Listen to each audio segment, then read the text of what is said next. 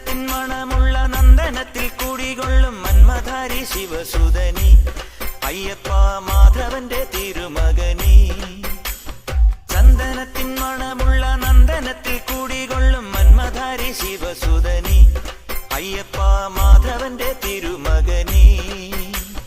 ശനിയുടെ ഹരണേ വരണേ നീ അരവണ മധുരം തരണേ.